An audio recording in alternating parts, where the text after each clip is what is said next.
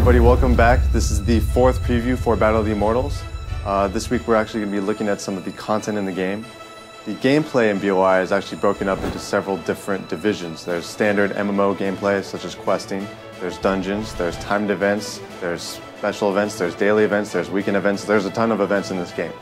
But today we're actually going to be looking at adventures and some of the loot that's associated with them. So the track to level 20 is pretty quick in BOI. Pretty quickly you're going to find yourself at level 20, you're going to be in Atlantis. It's a beautiful city, but most importantly, you're going to have access to an adventure called Knight's Jail. So Knight's Jail is actually a very beginner-friendly dungeon. It's very casual-friendly. You can complete it in 10 to 15 minutes as long as you have a group that isn't full of idiots. And what's really cool about the dungeon is that it actually averages out the level of everybody that's participating.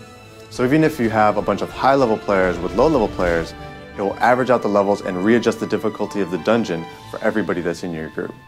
One thing that's important to note about this dungeon is that if you're below level 30 and you die, it's okay. Before level 30, you can actually instantly resurrect yourself. It's called Perfect Revive, and it doesn't cost you anything. There's no penalty associated with it. So as you go through Knight's Jail, you're going to be killing what's called Tomb Stalkers and rescuing various prisoners throughout 4 quadrants in this dungeon. At each quadrant, you're going to fight a mini-boss, which is pretty easy. It's not too difficult. But after completing all 4 mini-bosses, you'll be fighting Hannibal, which is the boss of the dungeon.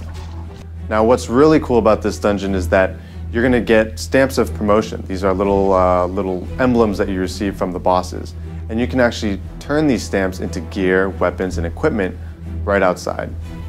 So as you do Knight's Jail, as you do other daily events and your standard quest line, you're quickly going to find yourself hitting level 40. And when you hit level 40, you're going to get access to Dragon Emperor's Catacomb. So in Dragon Emperor Catacombs, you're going to be facing up against the Dragon Emperor himself, as well as his army of stone warriors. The dungeon has several phases where you complete and destroy waves of stone warriors, after which you fight some mini-bosses, you complete another wave of stone warriors, and then finally, you fight the Dragon Emperor. Probably the most important part of this dungeon is that it's going to be your first shot at soul gear. At level 45, there's a set of soul gear for each class. It's amazing, it's breathtaking, it's immensely powerful, and will definitely help you out in your effort to reaching level 60. So this dungeon actually has 2 different modes. There's easy mode and normal mode. Easy mode is made for players who are between level 40 and 45, and normal mode is made for players who are level 45 and up.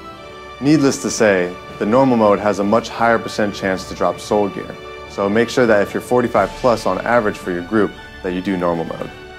Specter Island is one of my favorite instances in BOI. Once you hit level 60, you're going to get access to this dungeon. It's basically an undead pirate dungeon. You're going to be fighting waves and waves of undead pirates in Specter Island.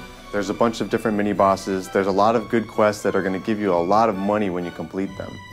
And what's really cool about this dungeon is there's actually 3 different modes instead of just 2. There's easy mode, normal mode, and elite mode. So, just like I mentioned with Dragon Emperor Catacomb, while normal mode has a higher chance of dropping soul gear, elite mode has an even higher % chance to drop soul gear. And on top of that, what's really awesome is once you beat the final boss, you're actually going to get a second shot at him after you reset it. So not only do you get a higher % chance to drop soul gear, but you get 2 shots at the last boss. And now, just like level 45, there's a set of soul gear at 60, looks totally different, is much more powerful, and will help power your character through the levels to come.